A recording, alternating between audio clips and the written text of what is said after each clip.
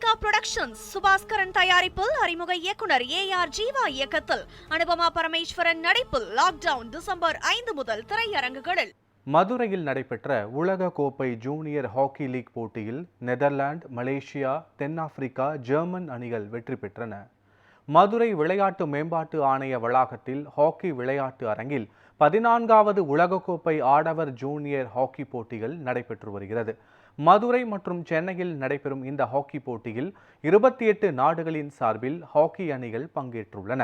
மதுரையில் நடைபெற்ற 5ஆம் லீக் போட்டியில் நெதர்லாந்து அணியும், 6ஆம் லீக் போட்டியில் மலேசிய அணியும், 7வது லீக் போட்டியில் தென்னாப்பிரிக்கா அணியும், 8வது லீக் போட்டியில் ஜெர்மன் அணியும் வெற்றி பெற்றன.